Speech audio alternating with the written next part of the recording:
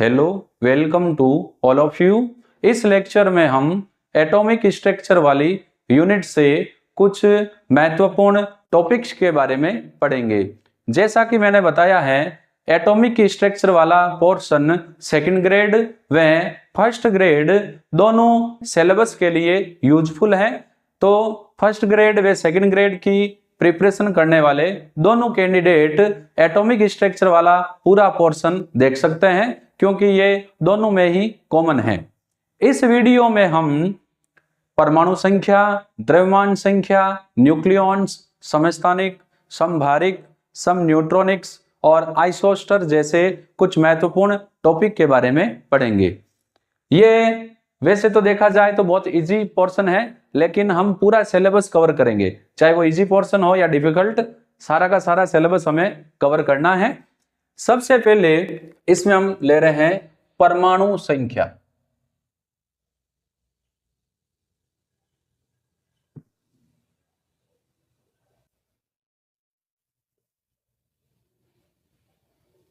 परमाणु संख्या को Z से रिप्रेजेंट किया जाता है। किसी परमाणु के नाभिक में प्रोटॉनों की संख्या को परमाणु संख्या कहते हैं, क्योंकि उदासीन परमाणु में प्रोटॉन व न्यूट्रॉन की संख्या समान होती है, इसीलिए उदासीन परमाणु में इलेक्ट्रॉन की संख्या भी परमाणु संख्या के बराबर होती है। तो इसमें हम क्या कहेंगे,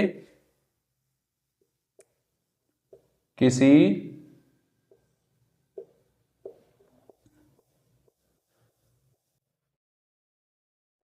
परमाणु के, अब क्योंकि प्रोटॉन नाभिक में होता है, नाभिक में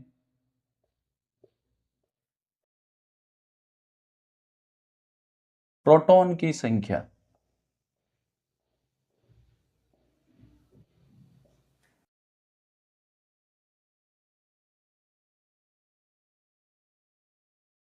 या इसका सेकंड पार्ट क्या हो सकता है, उदासीन परमाणु में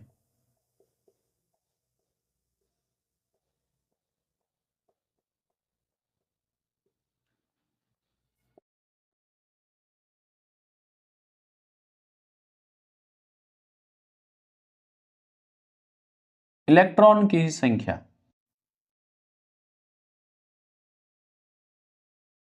क्या कहलाएगी, परमाणु संख्या।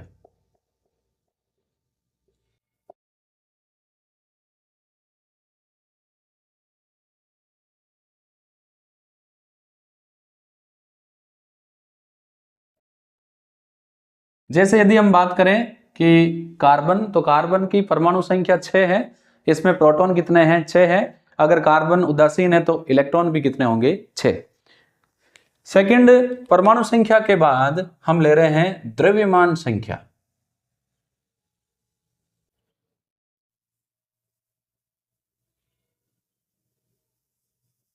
इसको रिप्रेजेंट करते हैं कैपिटल ए से। थोड़ा सा आप इसको ध्यानपूर्वक देखेंगे, इजी है, लेकिन गलती के चांसेस बहुत होते हैं।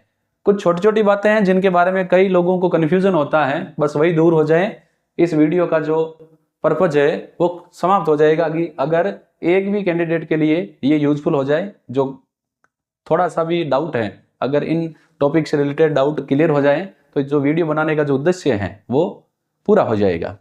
द्रव्यमान संख्या क्या होती है, तो इसको समझने के लिए आप थोड़ा सा इस पर ध्यान देंगे। किसी परमाणु के नाभिक में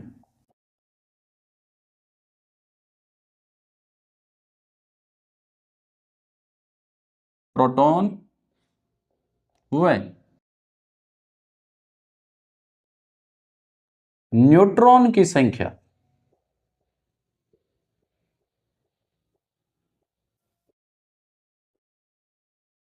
द्रव्यमान संख्या कहलाती है।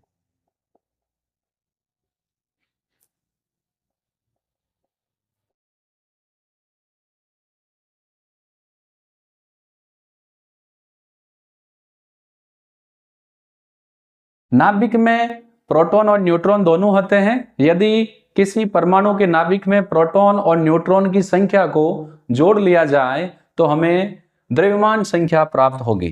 इसी से रिलेटेड है न्यूक्लियॉन या न्यूक्लियॉन्स।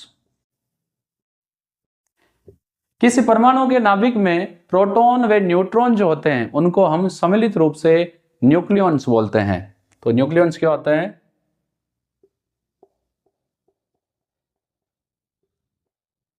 परमाणु के, इसमें इलेक्ट्रॉन सम्मिलित नहीं है, ध्यान रखें, नाभिक में उपस्थित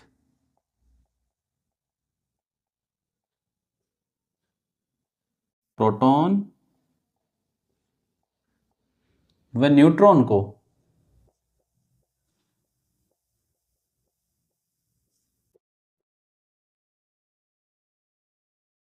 न्यूक्लियॉन्स कहते हैं।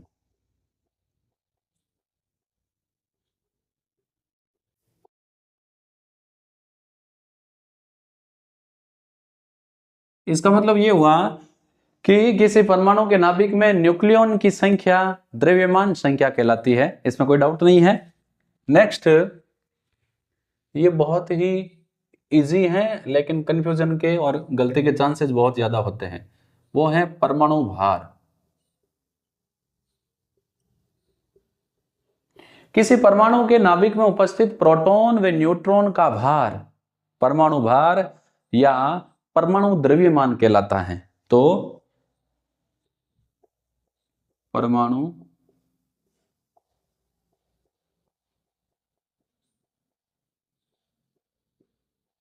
के नाभिक में उपस्थित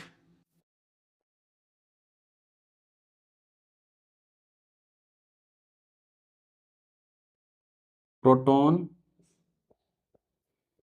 व न्यूट्रॉन का भार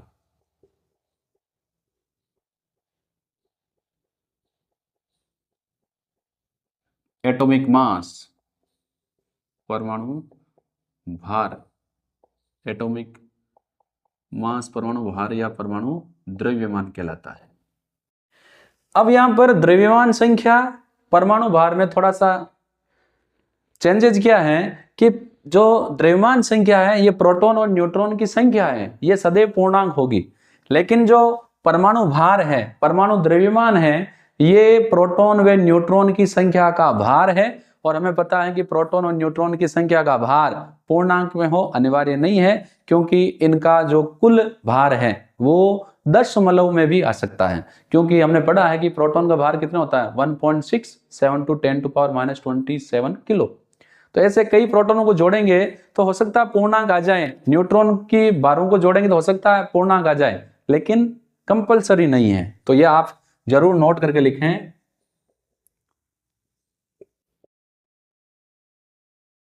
परमाणु संख्या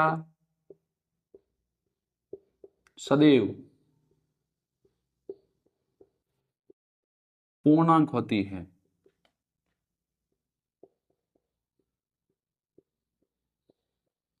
लेकिन परमाणु भार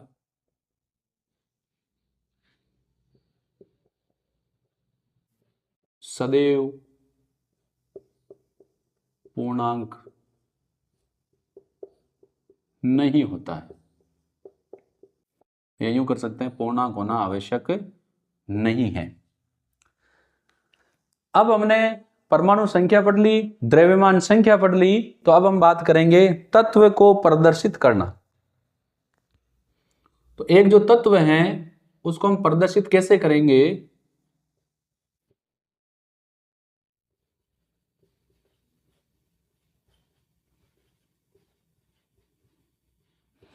तो एक तत्व को प्रदर्शित करने के लिए हम ये फॉर्मूला काम में लेंगे, x लेफ्ट साइड में बॉटम में a और लेफ्ट साइड में, सॉरी इसको थोड़ा सा, लेफ्ट साइड में टॉप पर a और लेफ्ट साइड में बॉटम में z। अब यहां पर कौन क्या है? x है सिंबल ऑफ एलिमेंट, तत्व का प्रतीक। z क्या है? परमाणु संख्या या प्रोटॉन की संख्या, सेम चीज है।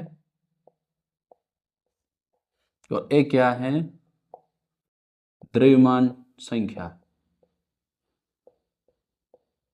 Mass number. इसी के बेस पर जब हम समस्थानिक समभारी को पढ़ेंगे तो उनको प्रदर्शित करेंगे।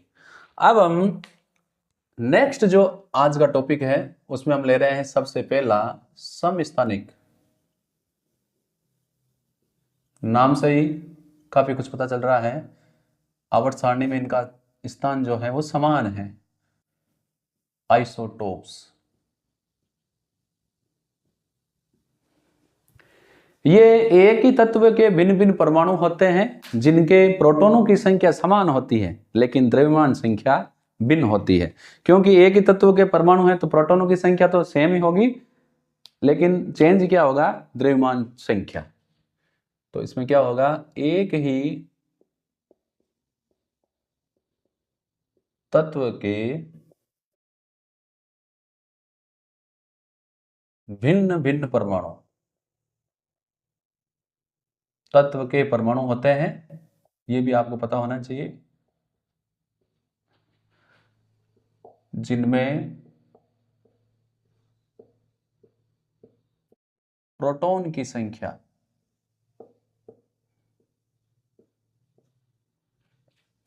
जिसको द्रव्यमान संख्या भी बोलते हैं समान लेकिन न्यूट्रॉन की संख्या, न्यूट्रॉन हटा देते हैं, थोड़ा सा ये क्या है अपने को कंफ्यूज करेगा, इसको हम बाद में देखेंगे न्यूट्रॉन समान है या नहीं, वो भी पता चल जाएगा। द्रव्यमान संख्या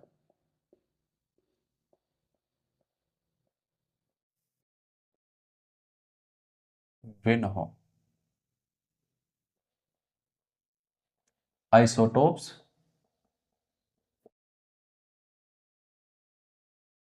समस्थानिक कहलाते हैं।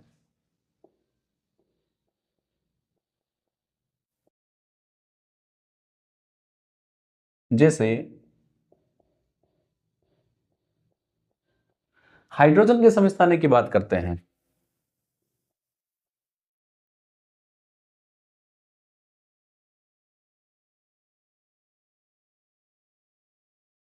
हाइड्रोजन के समस्थानिक तीन है, protium, deuterium, tritium.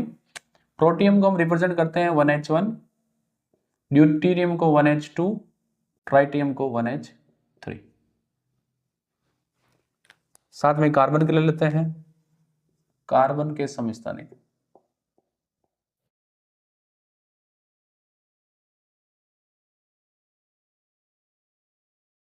6 carbon 12, 6 carbon 13, 6 carbon 14। और यहां पर हम ले लेते हैं क्लोरीन के, क्लोरीन का 17, क्लोरीन 35, 17, क्लोरीन 37। ये क्लोरीन के समस्थानिक है।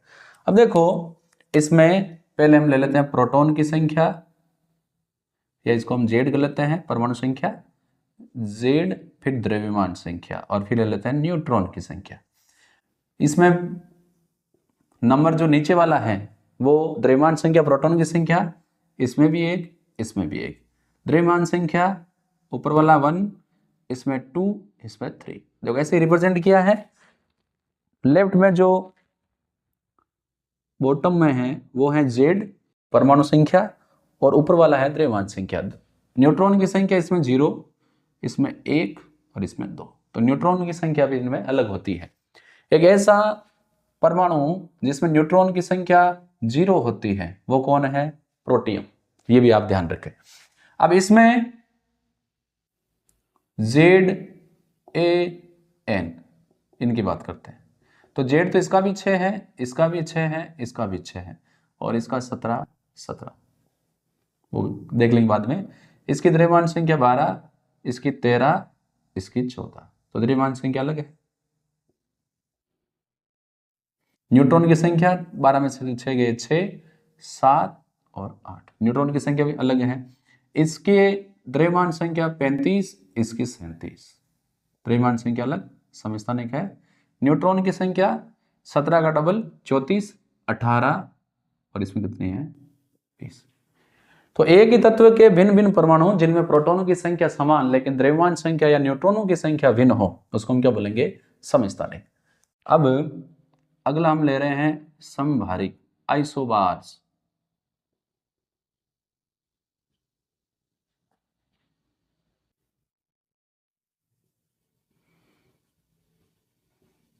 जैसा कि नाम से ही पता चल रहा है कि इनका भार समान है, तो परमाणु भार पर नहीं जाता है, सॉरी, समभारी का मतलब क्या है? भार समान होना। तो इससे हम क्या रिजल्ट निकाल सकते हैं? यह है भिन्न भिन्न, क्योंकि भार समान होना समान तत्वों के लिए पॉसिबल नहीं है। ये भिन्न भिन्न तत्वों के परमाणु होते हैं जिनके द्रव्यमान संख्या समान लेकिन प्रोटॉनों की संख्या या परमाणु संख्या भिन्न भिन्न हो। क्योंकि भिन्न भिन्न तत्वों के परमाणु हैं तो भिन्न भिन्न तत्वों के परमाणुओं के परमाणु संख्या समान होना संभव भी नहीं है। तो इसमें क्या होगा? समस्थानिक एक ही तत्व के परमाणु होते हैं और समभारिक होते हैं भिन्न भिन्न तत्वों के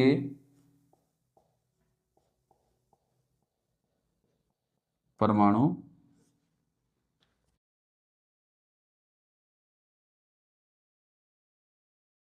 जिनमें द्रव्यमान संख्या यानी प्रोटॉन और न्यूट्रॉन की संख्या समान लेकिन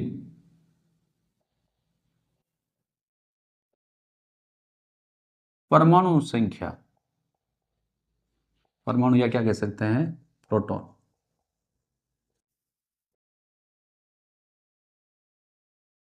संख्या भिन्न हो।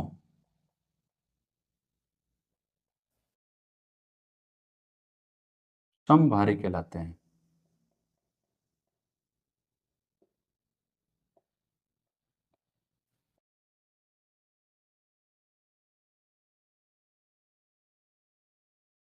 फॉर एग्जाम्पल हम ले रहे हैं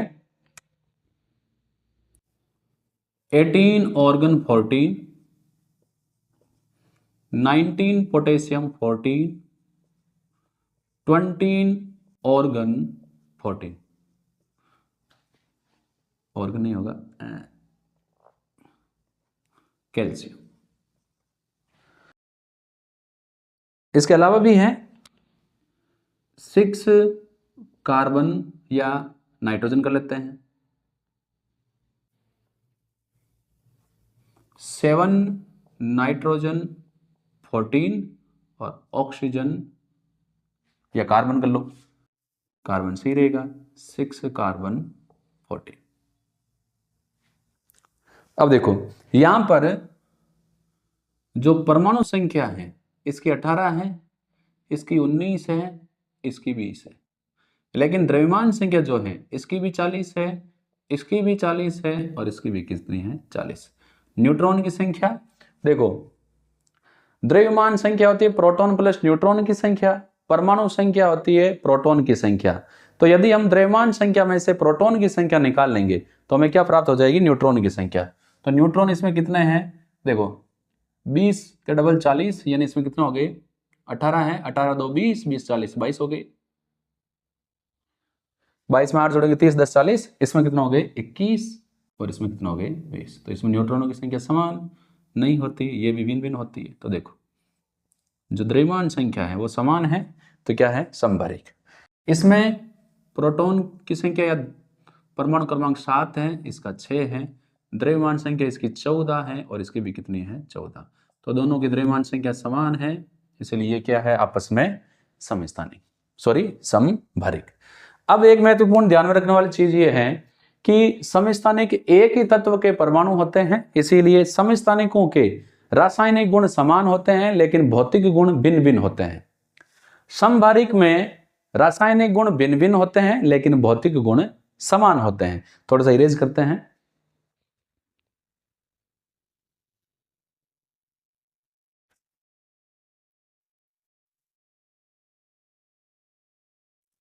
तो यदि आप इसे नोट करना चाहें तो नोट कर सकते हैं कि समस्थानिकों के भौतिक गुण भिन्न भिन्न होते हैं जबकि रासायनिक गुण समान होते हैं, और समभारिक के भौतिक गुण समान होते हैं लेकिन रासायनिक गुण भिन्न भिन्न होते हैं।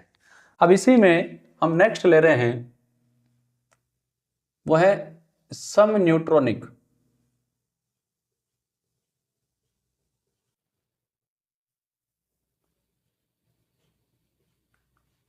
आइसोटोन्स या आइसोटोन। जैसा कि नाम से पता चल रहा है, इनमें न्यूट्रॉनों की संख्या समान है। भिन्न भिन्न तत्वों के ऐसे परमाणु जिनकी परमाणु संख्या व द्रव्यमान संख्या भिन्न भिन्न हो, लेकिन न्यूट्रॉनों की संख्या समान हो, सम न्यूट्रॉनिक कहलाते हैं। तो भिन्न भिन्न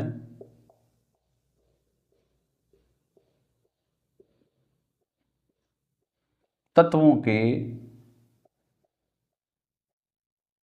परमाणु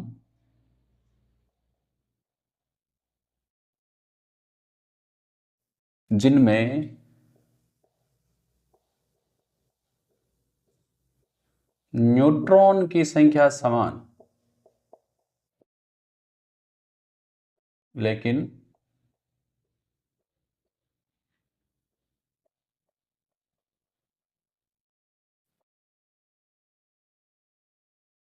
परमाणु संख्या व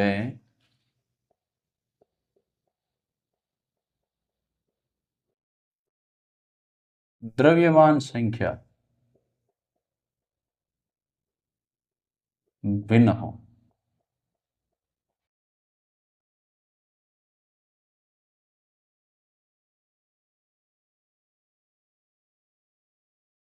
सम न्यूट्रॉनिक कहलाते हैं।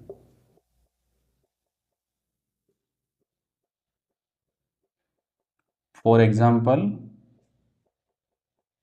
हम ले लेते हैं कार्बन, नाइट्रोजन, लाइन में ले लेते हैं कार्बन, नाइट्रोजन और ऑक्सीजन। इसका होता है कार्बन, नाइट्रोजन, ऑक्सीजन, और इसका लेते हैं 16, इसका ले लेते हैं 14 और इसका ले लेते हैं 13। ये हो जाएगा 8 और इसका हो जाएगा 7 और इसका हो जाएगा 6। अब देखो, इसमें सबसे पहले हम ले लेते हैं प्रोटॉनों की संख्या या परमाणु संख्या, फिर द्रव्यमान संख्या, और इसे हम क्या निकाल लेंगे, न्यूट्रॉन की संख्या। इजी है। यहाँ पर प्रोटॉन की संख्या इसमें कितनी है, या परमाणु संख्या 6, इसकी 7, इसकी अलग है। द्रव्यमान संख्या इसकी 13, इसकी 14, इसकी 15, दोनों अलग है। न्यूट्रॉन कितने हो गए, देखो 13 में से 6 गए 7, 14 में से 7 गए 7, और 15 में से 8 गए 7। तो देखो न्यूट्रॉनों की संख्या क्या है, समान। और ले लेते हैं ऐसे example, silicon, phosphorus, sulphur. Silicon कितने होता है, 14, ये 15 पर होता है, ये 16, 32, 31, 30। ये प्रोटॉनों की संख्या, ये एलिमेंट का प्रतीक, और ये द्रव्यमान संख्या। इतना तो पता हो गया होगा आपको। अब इसमें द्रव्यमान संख्या कितनी है, 14, इसकी 15, इसकी 16। ये परमाणु संख्या है। द्रव्यमान संख्या कितनी हो जाएगी, 30, 31 और 32। अब यहां पर न्यूट्रॉनों की संख्या अगर हम देखें तो न्यूट्रॉनों की संख्या कितनी हो जाएगी, न्यूट्रॉनों की संख्या देखो यहां पर 30 में से 14 गए 16, 31 में से 15 गए 16, 32 में से 16 गए 16। तो यहाँ पर न्यूट्रॉनों की संख्या यहाँ पर भी क्या है, समान है। तो कार्बन, नाइट्रोजन, ऑक्सीजन और इसके अलावा सिलिकॉन, फास्फोरस और सल्फर, ये आपस में क्या है, सम न्यूट्रॉनिक है, क्योंकि इनमें न्यूट्रॉनों की संख्या समान है। प्रोटॉनों की संख्या, अगर हम न्यूट्रॉन की संख्या निकालना चाहें तो हमें क्या करना चाहिए, द्रव्यमान संख्या में से परमाणु संख्या या प्रोटॉन की संख्या को माइनस कर दो, हमें क्या प्राप्त हो जाएगा, न्यूट्रॉन की संख्या, क्योंकि प्रोटॉन और न्यूट्रॉन की संख्या का योग ही क्या होता है, द्रव्यमान संख्या। तो ये जो एग्जाम्पल है, इससे हमें ये पता चल रहा है कि सब में न्यूट्रॉनों की संख्या समान है, लेकिन द्रव्यमान संख्या और परमाणु संख्या भिन्न भिन्न है। तो ये आपस में क्या है, सम न्यूट्रॉनिक। समस्थानिक, समभारिक, सम न्यूट्रॉनिक आपकी एनसीईआरटी की 11th बुक में है। कुछ दो और हैं जिनके बारे में आपको जानकारी होनी चाहिए, क्योंकि आप सेकंड ग्रेड फर्स्ट ग्रेड के लिए प्रिपरेशन कर रहे हैं तो आपको इनके बारे में भी आइडिया होना चाहिए। आइसोडाइफिरस,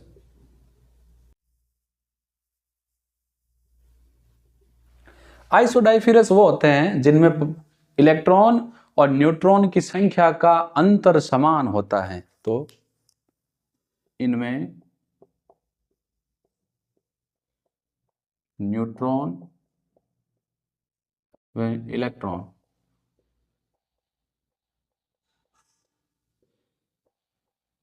की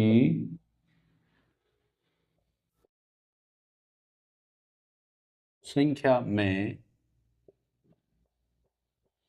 अंतर समान होता है।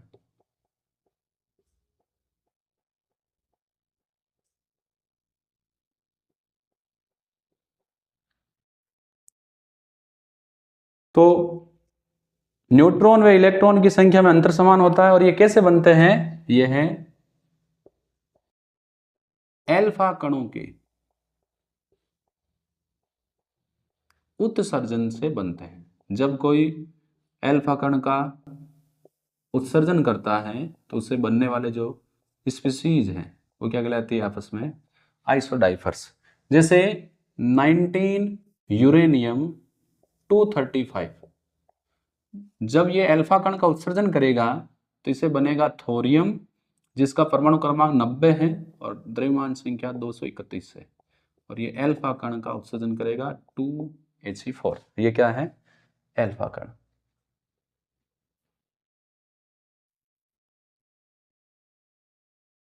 अब कैसे पता चलेगा? तो देखो 92 यूरेनियम 235, इसमें इलेक्ट्रॉन कितने हैं? 92, क्योंकि ये प्रोटॉनों की संख्या उदासीन है तो जितने प्रोटॉन उतने इलेक्ट्रॉन। द्रव्यमान संख्या कितनी है? 235। तो न्यूट्रॉन की संख्या कितनी होगी? 235 माइनस 92। तो ये कितना हो जाएगा? ये 92 है 8, 8 5 13, ये हो गया 53, 153। इतना ही होगा, क्योंकि ये देखो 92 है, 92 8 ये हो गए और 8 5 ये 13, ये 143। दूसरा है अपने पास थोरियम 19, थोरियम 231, इसमें इलेक्ट्रॉन कितने हैं? 90। इसके द्रव्यमान संख्या कितनी है? 231। तो न्यूट्रॉन की संख्या कितनी होगी? 231 माइनस 90, ये 90, 10 वो, और ये हो गया अपना 141। तो अंतर कितना होगा? मुख्य तो ये बात है अपने, तो अंतर हो जाएगा अपना, न्यूट्रॉन और इलेक्ट्रॉन का अंतर हो जाएगा 143 माइनस 92। तो ये हो गया 8 और 8 3 11, 43 और 51। और इसमें हो जाएगा अपने 141 में से 90 निकालो, 10 ये और 41, कितना हो जाएगा? 51। हम देख रहे हैं कि इनमें न्यूट्रॉन और इलेक्ट्रॉन की संख्या का अंतर 51 इक्वल है। तो ये आपस में क्या हो गए? आइसोडाइफिरस। लास्ट है आइसोस्टर। आइसोस्टर में इनमें परमाणु की संख्या समान होती है और इलेक्ट्रॉन की संख्या भी समान होती है। तो इनमें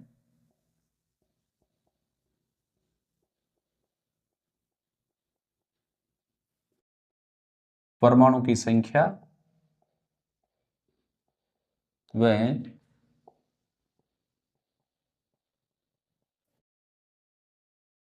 इलेक्ट्रॉन की संख्या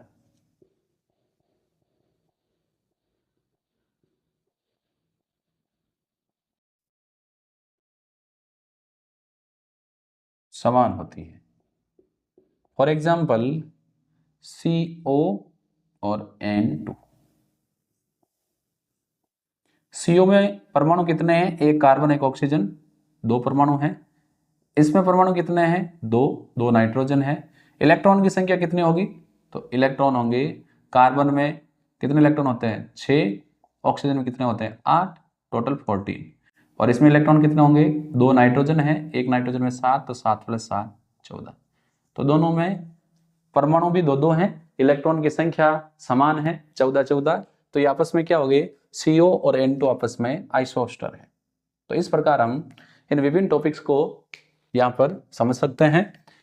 यहाँ पर अगर कईयों को ये होता है कि न्यूट्रॉन की संख्या कैसे है, तो ये जो नीचे वाली संख्या है 6, ये परमाणु संख्या, प्रोटॉन की संख्या जिसमें 6 है, नाइट्रोजन 7 पर होता है, ऑक्सीजन 8 पर होता है। फिर कार्बन 13 है, 14 है, 15 है, तो इसकी द्रव्यमान संख्या 13, इसकी 14, इसकी कितनी है? 15। फिर न्यूट्रॉन की संख्या के लिए क्या करेंगे? द्रव्यमान संख्या में से प्रोटॉन की संख्या निकालेंगे, तो 13 - 6 गए 7 × 13, 7 का डबल 14 और 8 × 7 15, 7 है। और ऐसे इनमें न्यूट्रॉनों की संख्या कितनी है? 16। तो यहाँ पर हमने इस वीडियो में, हो सकता है मैक्सिमम को ये इजी लग रहा होगा कि ये क्या पढ़ा रहे हैं, लेकिन क्योंकि ये सिलेबस में पढ़ाना आवश्यक भी था और कईयों के कन्फ्यूजन है वो भी मुझे लगता है दूर हो गई होगी। इसके अलावा हमें ये ध्यान रखना है कि जब कोई उदासीन परमाणु इलेक्ट्रॉन त्यागता है तो धनायन बनता है, और कोई उदासीन परमाणु जब इलेक्ट्रॉन ग्रहण करता है तो ऋणायन बनता है। एक उदासीन परमाणु जितनी संख्या में इलेक्ट्रॉन त्यागेगा, उसमें इलेक्ट्रॉनों की संख्या उतनी ही कम हो जाएगी, और एक उदासीन परमाणु जितने इलेक्ट्रॉन ग्रहण करेगा उतने ही उसमें इलेक्ट्रॉनों की संख्या अधिक हो जाएगी। उदासीन परमाणु चाहे इलेक्ट्रॉन ग्रहण करे चाहे इलेक्ट्रॉन त्यागे, दोनों ही अवस्थाओं में केवल इलेक्ट्रॉन की संख्या परिवर्तित होती है, प्रोटॉनों की संख्या में कोई परिवर्तन नहीं होता है। तो यहाँ पर अपने ये लेक्चर कंप्लीट होता है। नेक्स्ट लेक्चर में हम विद्युत चुंबकीय विकिरण, इलेक्ट्रोमैग्नेटिक वेव्स के बारे में पढ़ेंगे। अगर मेरे वीडियोज जो मैं आपको अवेलेबल करवा रहा हूँ आपके लिए हेल्पफुल है, तो आप अपने फ्रेंड्स के साथ अपने YouTube चैनल को ज़्यादा से ज़्यादा शेयर करें। हम फिर मिलेंगे। धन्यवाद।